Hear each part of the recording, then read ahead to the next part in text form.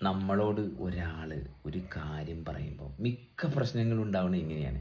കാരണം ഒരാൾ നമ്മളോട് ഒരു കാര്യം പറയുമ്പം അയാൾ ആരാണത് പറയാൻ, അല്ലെങ്കിൽ എൻ്റെ ശ്രദ്ധക്കുറവ് കൊണ്ടാണ് മറ്റൊരാൾ എന്നോടൊരു കാര്യം പറയണത്. അപ്പോൾ അവിടെ ഞാൻ ചെറുതായി പോണൊരു ഭാഗമുണ്ട്. ഇതാണ് സത്യത്തിൽ നമ്മുടെ ശരീരത്തിൻ്റെ രോഗം. കാരണം വേറൊരാൾ, ഇപ്പോൾ നമ്മളൊരു കല്ല് പൊക്കാൻ നോക്കണം, ആ കല്ല് പൊക്കാൻ നമ്മളെ ഒരാൾ സഹായിക്കുമ്പോൾ നമുക്കവിടെ ഈസി അല്ലേ?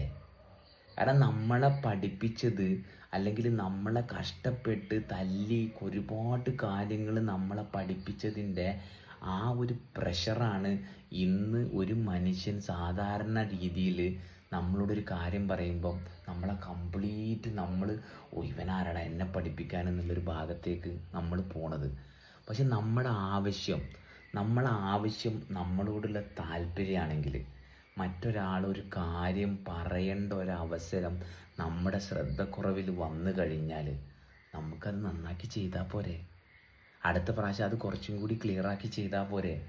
ഇങ്ങനെ ഒരാൾ, കൂടുതൽ ശ്രദ്ധയുള്ള ഒരാൾ നമ്മളോടൊരു കാര്യം ശ്രദ്ധിക്കാൻ പറയുമ്പോൾ ഇനി അയാൾ പറയണത് പൊട്ടത്തരാണെങ്കിൽ അത് നമ്മൾ അനലൈസ് ചെയ്യുമ്പോൾ അത് പൊട്ടത്തരാണെന്ന് നമുക്ക് മനസ്സിലാവുമല്ലോ. അപ്പോഴും ഞാൻ ചെയ്തത് ശരിയാണെന്നുള്ള ഭാഗത്തിരുന്നാൽ പോരെ? അയാളുടെ പൊട്ടത്തരം നമ്മൾ ചൂണ്ടിക്കാണിക്കേണ്ട ആവശ്യമില്ലല്ലോ.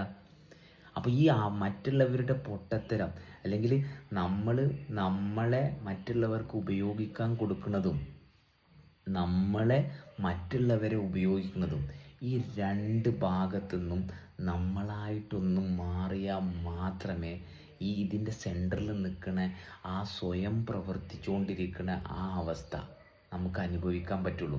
നമ്മൾ മറ്റൊരാളെ ഉപയോഗിക്കുന്നുണ്ടെങ്കിൽ ഇപ്പുറത്ത് നമ്മളെ ഉപയോഗിക്കാൻ നിന്ന് കൊടുത്തതിൻ്റെ പരിണിത ഫലമായിട്ടാണ് ഇതിൻ്റെ രണ്ടിൻ്റെയും സാധ്യത ഉള്ളത്.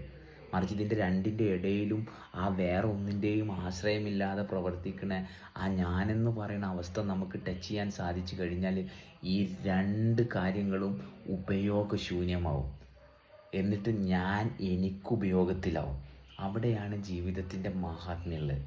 ഇപ്പോൾ ഒരു അമ്പലത്തിൽ പോകുമ്പോൾ, അല്ലെങ്കിൽ ഒരു പള്ളിയിൽ പോകുമ്പോൾ അവിടെ ആ ഭവ്യതയോട് കൂടി ഇത് പള്ളിയാണ്, അമ്പലമാണ് എന്നുള്ള ഒരു ഭാഗത്ത് നമ്മൾ ഭയങ്കര സോഫ്റ്റായിട്ടാണ് നമ്മളെ കൊണ്ടുപോകുന്നത് അല്ലേ? നമ്മളൊരു പൂവിനെ തൊടുമ്പോൾ അതുപോലെ അല്ലല്ലോ നമ്മൾ കരിങ്കല്ലിനെ തൊടുന്നത്.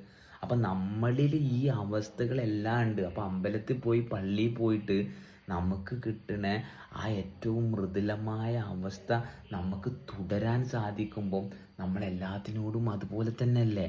കാരണം ആ മൃദുലത അനുഭവിക്കുന്നത് നമ്മളല്ലേ. എന്തിനാ ഇപ്പുറത്തൊരാൾ വരുമ്പോൾ ഇതെൻ്റെ ബാക്കിക്കാരനാണെന്ന് പറഞ്ഞ് അടിവെക്കണം?